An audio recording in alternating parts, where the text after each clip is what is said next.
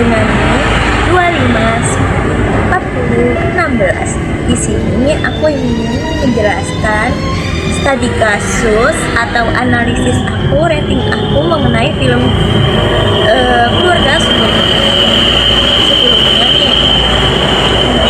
Sebelum aku ingin menjelaskan mengenai film keluarga super ini, aku ingin memperkenalkan kepada kalian siapa sih tokoh P.F. Skinner atau bisa dikenal sebagai Rufus Frederick Skinner, yang dikenal sebagai bapak psikologi di aliran Darwinisme. Oke, style aku jelasin. Dari B.F. Skinner sendiri yaitu tokoh psikologi di aliran Darwinisme yang sudah aku jelasin tadi, yang menekankan bahwa perilaku manusia dibentuk oleh lingkungan, bukan dari pikiran atau kepribadian bawaan. Ya.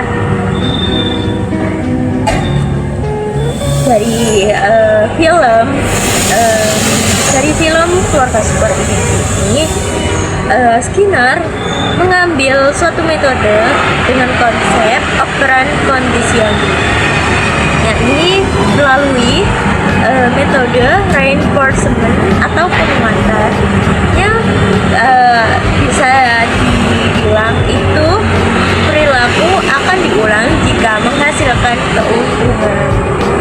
Lalu untuk yang kedua, dengan metode kedua yaitu dengan menggunakan punishment atau bisa dibilang kata singkatnya aja nih ya, kata yang bisa gampang dikenal yaitu hukuman. Perilaku yaitu hukuman jika melakukan suatu kesalahan, dan bahasanya seperti itu ya. Perilaku akan berulang jika menimbulkan kerugian. Jadi suatu kesalahan yang bisa menimbulkan kerugian itu aja. Nah, menurut Skinner, perilaku hemat atau boros itu muncul karena pola belajar dari pengalaman itu. Nah, di sini kan di keluarga super elite ini kan ada lima pemeran.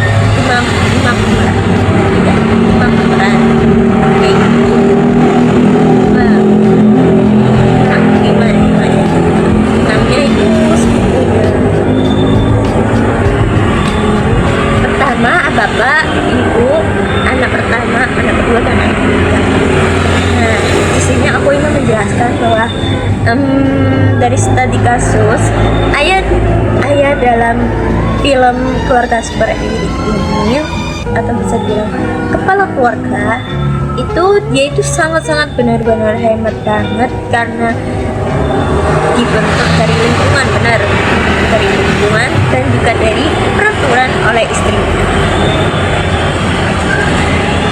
Dari tokoh ayah sendiri itu terbentuk karena reinforcement positif atau keberhasilan menghemat uang dan terhindar dari masalah finansial.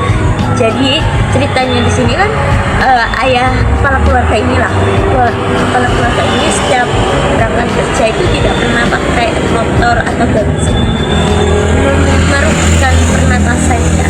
Dia itu pakai sepeda ongkel, bahasanya sepeda apa ya? Sepeda ini loh, sepeda jalan kaki yang ya sepeda itulah, sepeda bicycle bahasanya ya itu. Oke.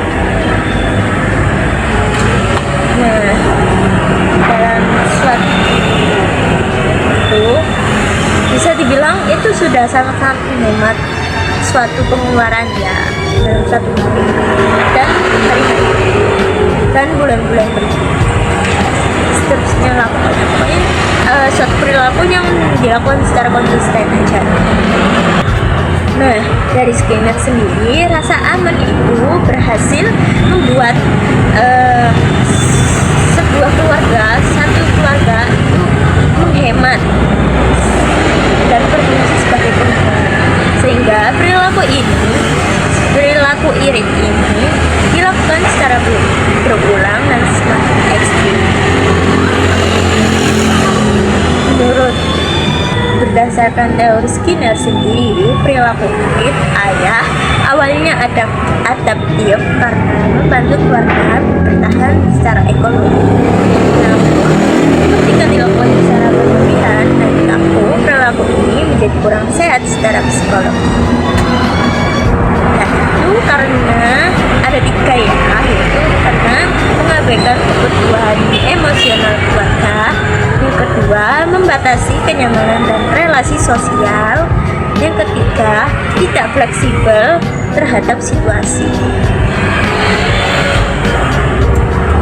Nah, dari perspektif Skinner sendiri, masalah muncul bukan pada niatnya, tapi karena reinforcement yang terus-menerus tanpa batas, sehingga perilaku tidak lagi proporsional.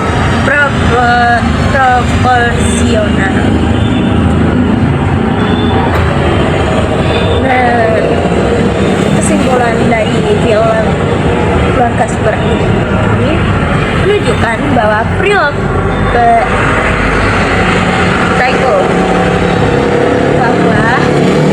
seperti keluarga super dari tokoh ayah terbentuk melalui operan konvensional.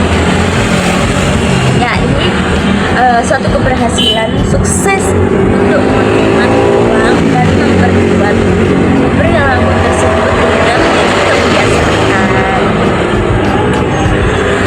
Jadi perubahan perilaku hanya bisa terjadi jika lingkungan dan konsekuensi yang diterima ikut diubah gitu.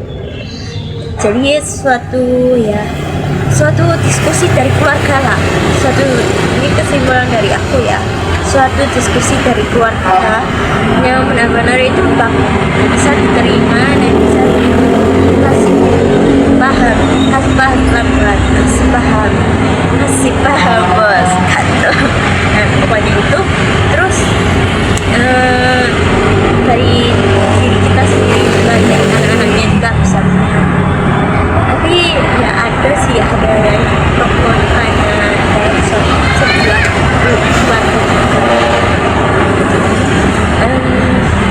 Sekian itu aja kesimpulan dan analisis dari studi kasus tadi menurut aku dan menurut teori Skinner.